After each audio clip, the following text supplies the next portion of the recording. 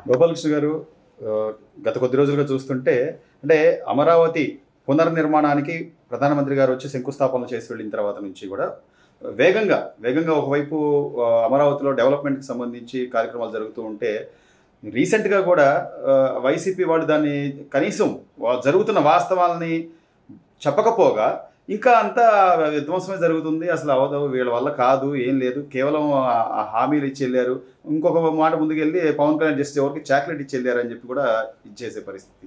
మీరు దగ్గర నుండి చూస్తున్న పరిస్థితి వివరాల ప్రకారం ఏం చెప్తారు అమరావతికి సంబంధించి? అమరావతి పునర్నిర్మాణం కాదు, అమరావతి ఆల్రెడీ నిర్మాణంలో ఉన్నదాన్ని ఆపేశారు వైసీపీ ప్రభుత్వం. ఇప్పుడు దాన్ని మళ్ళీ నిర్మాణం మొదలెట్టారు తిరిగి పెద్ద ఎత్తున. అమరావతికి పునర్జన్మ వచ్చిందని చెప్పండి మీరు, పునర్నిర్మాణం కాదు, పునర్జన్మ. పునర్జన్మ వచ్చిన నేపథ్యంలో అంటే ప్రధానమంత్రి గారు శంకుస్థాపనలు చేసి ఇంకా దాన్ని బాగా డెవలప్ అవ్వాలి అంటే టెక్నాలజీ పరంగా చంద్రబాబు నాయుడు నాకు ఆదర్శం అని చెప్పినా కూడా ఎందుకుని వైసీపీ ఇంకా పదే పదే మాట్లాడుతుంది. రీసెంట్గా పెద్దిరెడ్డి రామచంద్రారెడ్డి గారు కూడా ఈ సంవత్సర కాలంలో అసలు పూర్తి వ్యతిరేకత వచ్చింది, ఏమి చేసింది లేదు, వీళ్ళు కేవలం హామీలు ఇచ్చి దొంగ హామీలు ఇచ్చి మాత్రమే అధికారంలోకి వచ్చారని చెప్తున్నారు. ఇప్పుడు క్వాంటమ్ వ్యాలీ అంటే వాళ్ళకి ఒక అర్థం పరమార్థం దానిలో ఉన్న ఆ యొక్క పరిణితి లేదు కాబట్టి వాళ్ళు ఏదైనా మాట్లాడతారు, వాళ్ళ స్థాయి అది. పెద్దిరెడ్డికి కూడా రాజకీయం పరిజ్ఞానం, అతని ఆస్తులు పెంచుకోవటం, కరప్షన్ ఎలా చేయటం, మైనింగ్లో కరప్షన్ ఎలా, లిక్కర్లో కరప్షన్ ఎలా తీసుకునే కుటుంబాన్ని గురించి కూడా మళ్ళీ నా చేత ఎందుకు తిట్టిస్తారు చెప్పండి. మా వాళ్ళందరూ తిడుతున్నారు కదా ఎలా. అటువంటి చిన్న చిన్న విషయాలు అసలు నాకు మాట్లాడాలంటే కూడా వామిటింగ్ వస్తుంది. కాబట్టి వాటి గురించి అసలు నేను మాట్లాడదలుచుకోలేదు. వాళ్ళు నాయకులు అయితే కదా, వాళ్ళకు ఒక విజన్ ఉంటే కదా. క్వాంటమ్ వ్యాలీ గురించి మాట్లాడాలంటే అది చంద్రబాబు నాయుడు గారు విజన్ గురించి మాట్లాడాలంటే ఆ స్థాయికి వాళ్ళు ఎదగాలి కదా ముందు. సో సరిగ్గా ఏడాదిన్నర లేదా 2 ఏళ్ల క్రితం కుప్పం నియోజకవర్గంలో జగన్మోహన్ రెడ్డి గారు మీటింగ్ పెట్టి అంతమంది సాక్షిగా మరోసారి ఇక్కడ అసలు పసుపు జెండా అనేదే కనపడకుండా చేస్తాను అని మాట్లాడిన తీరు చూస్తే అప్పుడున్న పరిస్థితులకు కూడా జనాలు ఆలోచనలో పడే పరిస్థితి ఉంది. కానీ ఈ రోజున సంవత్సరంన్నర తిరగకముందే ఈరోజు అధికార పార్టీ కూటమి ప్రభుత్వం అధికారంలోకి రావడం, ఏ మహానాడు అంటే తెలుగుదేశం పార్టీ అత్యంత ప్రతిష్టాత్మకంగా నిర్వహించేటువంటి మహానాడు కార్యక్రమానికి కడప వేదిక అవడం ఎలా చూడాలి సరే? అక్కడ ఈ రోజున అంటే రేపు జరగబోయే కార్యక్రమం తలుచుకుంటేనే అంత పసుపుమయం అయిపోయే పరిస్థితి ఉంది కడప. ఈ మాటల ఎక్స్చేంజ్ని ఎలా చూడాలంటారు? ఎలా చూడాలి ఉంది, కడపంతా పసుపుమయం కాబోతుంది 26, 27, 28. నేను చేతల్లో చూపెడుతున్నాను, వాళ్ళు మాటల్లో చూపెడుతున్నారు, అదే తేడా. మా చేతలు ఎంతవరకు వెళ్తాయంటే రేపు 29 ఎలక్షన్ కానీ ఆ పై తర్వాత తదుపరి వచ్చే ఎలక్షన్లో టార్గెట్ చేసుకొని 29 ఎలక్షన్కి 50% వాళ్ళు అక్కడ స్థానం కోల్పోబోతున్నారు పులివెందులతో సహా. ఇంకొక 5 ఏళ్ల తర్వాత ఇప్పుడే తెల్లారేపాటికి మేము పొడి చేస్తాం, కరి చేస్తాం, చంపేస్తాం అని పిచ్చి పిచ్చి మాటలు మాట్లాడడం. స్ట్రాటజిక్గా ముందు ప్రజల్లో వాళ్ళ వైపు ఉన్న ప్రజలు, వాళ్లకు ఓట్లు వేసే ప్రజలను కూడా మెప్పించి సుపరిపాలన అందించి వీళ్ళే నయ్యూరా తెలుగుదేశంతోనే మనం ఉండాలి అనే విధంగా వాళ్ళ ఇంట్లో పనిచేసే పనివాళ్ళు కూడా తెలుగుదేశానికి అభిమానులుగా తయారు చేసేటట్టుగా, భయంతో కాదు ప్రేమతో తయారు చేసేటట్టుగా చేసే పార్టీ తెలుగుదేశం పార్టీ. భయపెట్టి అన్నాడు రాజకీయం చేస్తామండి. ప్రేమించి ప్రేమతో వాళ్ళ యొక్క బాగోగులు కోరి ప్రజల యొక్క బాగోగులు కానీ వాళ్ళ మనసు దోచుకొని రాజ్యం చేయాలి కానీ భయపెట్టి అన్నాడు అధికారాన్ని చెలాయిస్తారు చెప్పండి. కానీ జగన్మోహన్ రెడ్డి గారు మరోసారి పాదయాత్రకి ప్లాన్ చేస్తున్నాను, ఈసారి 5,000 కిలోమీటర్ల పాదయాత్ర అని చెప్తున్నారు. అంటే ఇప్పుడున్న పరిస్థితుల్లో అన్ని ఈడీ కేసులు కానివ్వండి, లేకపోతే ఆయన మీద ఉన్నటువంటి వివిధ రకాల కేసులకు సంబంధించి ప్రస్తుతం మద్యం కుంభకోణానికి సంబంధించి దర్యాప్తు జరుగుతుంది. ఇన్ని వ్యవహారాల నడుమ కూడా మళ్ళీ మరోసారి 5,000 కిలోమీటర్ల పాదయాత్ర అని ప్రకటిస్తున్నారంటే ఏంటి సార్ దీని వెనక? రాబోయే రోజుల్లో ఆయన ఇంట్లో టీవీలు కూడా మార్చుకొని ఒక మ్యానుఫ్యాక్చరర్ని ఎవరినన్నా సలహా అడిగి వాళ్ళని రీసెర్చ్ చేసో లేకపోతే ఒక ఇన్నోవేటివ్ టీవీని ఆయన కోసం కొనుక్కోవాలి. కొనుక్కుంటే కనుక అది పగలకుండా ఎలా ఉంటుందో ఆ పగలలేని టీవీని ఆయన ఇంట్లో పెట్టుకోవాల్సిన పరిస్థితి వస్తుంది. అంటే ప్రజలు మళ్ళీ నమ్మే పరిస్థితి ఉందా? ఇంకోసారి పాదయాత్ర అని ఆయన ప్లాన్ చేసుకుంటున్నారు అంటే దేనికోసం అంటారు? ఇది అంటే ఒక నానుడి ఉంది కదా సమాజంలో, ఎవరినైనా ఒకసారి మోసం చేయొచ్చు, ఎల్లవేళలా అందరినీ మనం మోసం చేయలేమని అది ఆయన తెలుసుకుంటే మంచిది. సుదీర్ఘంగా రాజకీయాలు చూస్తున్నారు. గాలి జనార్దన్ రెడ్డి గారి మొన్న ఈ మధ్య ఆయనకు సంబంధించినటువంటి కేసుల వ్యవహారంలో 7 ఏళ్ల జైలు శిక్ష తర్వాత ఈరోజు ఆంధ్రప్రదేశ్ రాష్ట్ర ప్రజలంతా మరోవైపు ఇంక నెక్స్ట్ ఎవరు అనే ఒక ఆలోచనలో ఉన్నారు సార్. దీని మీద మీరు పనిచేయండి. 2005లో గాలి జనార్దన్ రెడ్డిని పార్లమెంట్ ముందు ఉరి తీయాలని చెప్పిన ఆంధ్రప్రదేశ్లో ఏకైక వ్యక్తిని నేనే. జెమినీ అనే వేదిక అనే ఒక ప్రోగ్రాం వస్తుంది, ఆ జెమినీ ద్వారా.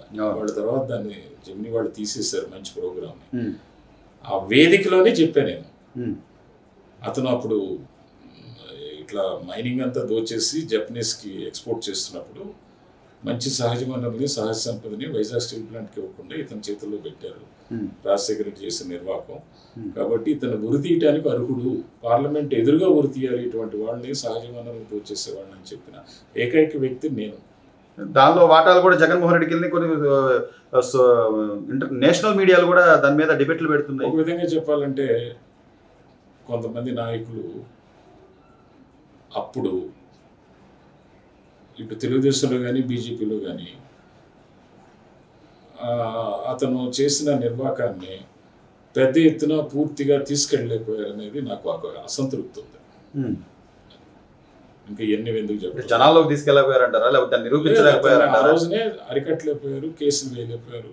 అతన్ని దోచేసే మార్గాల్ని రాజశేఖర రెడ్డి కుమారుడు ఇచ్చేసారు.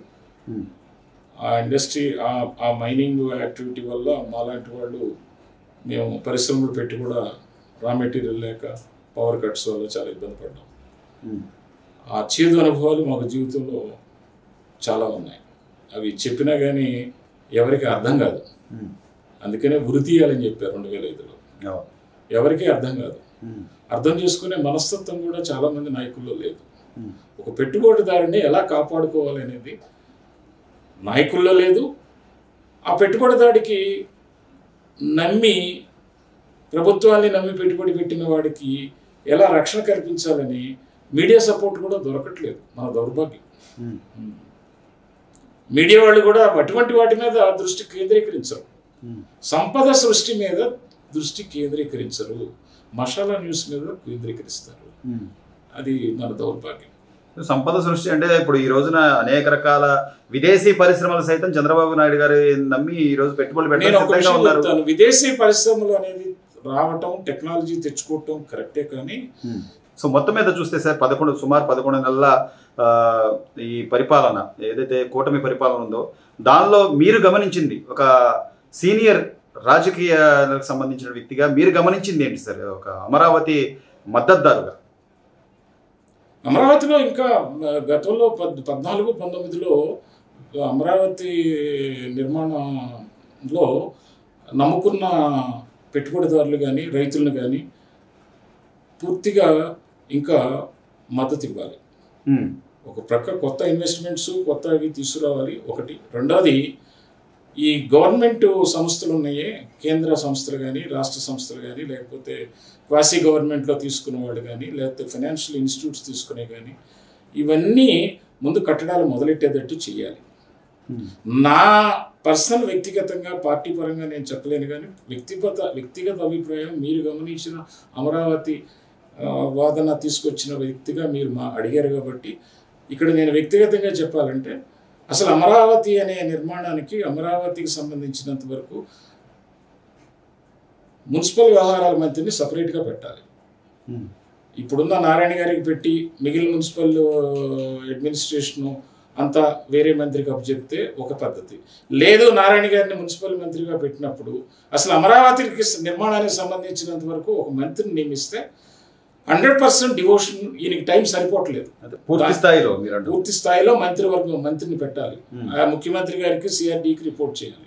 సో అలాగే శ్రీ సిటీలో మొన్న మధ్య భూమి పూజ చేసినటువంటి లోకేష్ గారి పనితీరు కానీ, ఆయన యువనాయకుడిగా ఒకవైపు విద్యాశాఖ, మరోవైపు ఐటీ శాఖ మంత్రిగా ఆయన పనితీరు పట్ల లోకేష్ గారికి ఆయన వయసుకు మించిన అనుభవం వ్యక్తిలాగా పనిచేస్తున్నాడు. ఆయన పనిచేయండి. లోకేష్ గారికి ఇప్పుడున్న ఇబ్బంది ఏంటంటే ఆయన విజనరీకి సరిపడా, ఆయన యొక్క పరిజ్ఞానికి సరిపడా, తండ్రి దగ్గర తీసుకున్న ట్రైనింగ్ సరిపడా పనిచేస్తున్నాడు. సో ఓవరాల్గా అయితే సార్ ప్రజా దర్బార్ అనేటువంటి ఒక కార్యక్రమం పెట్టి ప్రజల అర్జీలు అయితే ఏవైతే ఉన్నాయో లేదా వాళ్ళ సమస్యలు ఏవైతే ఉన్నాయో అవి ఈయన ఇనిషియేటివ్ తీసుకోవడం ద్వారా రాష్ట్ర వ్యాప్తంగా ఇది ఒక ఇదిలాగా తయారు అంటే ప్రతి ఒక్క మంగళగిరి మోడల్గా తీసుకొని కొంత మేరకు ముఖ్యమంత్రి కొడుకుగా తనకి అధికారులు అండుంటుంది, అది వాస్తవం. అయినా సరే ఆయన టైం ఎక్కువ వెచ్చించి తన కాన్స్టిట్యున్సీకి గెలిపించినందుకు, ఒకసారి ఓడిచ్చినా సరే రెండోసారి గెలిపించి మర్యాద ఇచ్చినందుకు వాళ్ళకి కృతజ్ఞతగా చాలా మంచి పనులు చేస్తున్నాడు యువకుడుగా. ఆయనకు నా అభినందనలు, శుభాభినందనలు. చివరిగా ఏమంటారు సార్, అంటే జగన్మోహన్ రెడ్డి గారి వ్యవహార శైలి కానివ్వండి, లేకపోతే ఆయన నేను మళ్ళీ నెక్స్ట్ టైం వచ్చినప్పుడు అసలైన జగన్ అంటే ఏంటో చూస్తారని చెప్పి హెచ్చరికలు చేయడం కానివ్వండి, ఎవరైతే సర్వీస్లో ఉన్నారో సర్వీస్ చేస్తున్న ఉద్యోగులను కూడా డిపార్ట్మెంట్ సంబంధించిన వాళ్ళని బెదిరించడం కానీ మీరు ఎక్కడ ఉన్న సప్త సముద్రాలు అవుతున్నారు, ఇదే ఆయన ఎప్పుడు మాట్లాడి ఇదే చెప్తున్నారు సార్. అంటే ఈ వ్యవహారాన్ని ఎలా చూడాలి సార్, అంటే బెదిరింపు ధోరణి ఎలా చూడాలంట? ఈయన సప్త సముద్రాల అవతల ఉన్న జగన్మోహన్ రెడ్డి చట్టం ముసుగులో సప్త సముద్రాల అవతల ఉన్న సప్త సముద్రాల అడుగున చట్టం అనే కవచం కప్పుకొని ఎంత ప్రయత్నం చేసినా ముందు ఈయన మళ్ళీ లోపలికి వెళ్ళి జైలు జీవితాన్ని అనుభవించే పరిస్థితి నుంచి ముందు రక్షించుకోమనండి.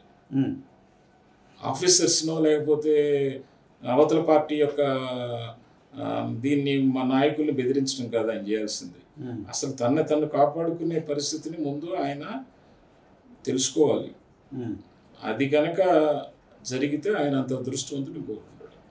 సో ఏపీలో లిక్కర్ స్కామ్ వ్యవహారానికి సంబంధించి అదే సీనియర్ రాజకీయ నాయకులుగా మీ వాదన ఏంటి సార్, మీరేమనుకుంటున్నారు? అంటే మిథున్ రెడ్డి గారి పేరు ప్రధానంగా వినపడుతున్న నేపథ్యంలో ఈ రోజున సుప్రీంకోర్టు కూడా హైకోర్టులో ఆ కేసుకు సంబంధించిన పూర్తిగా ఒక విచారణ పూర్తయ్యే వరకు ఆయన అరెస్ట్ చేయొద్దు అంటూ ముందస్తుగా ఆయనకి చెప్పడం కానీ న్యాయస్థానాల్లో చాలా వస్తుంటాయండి.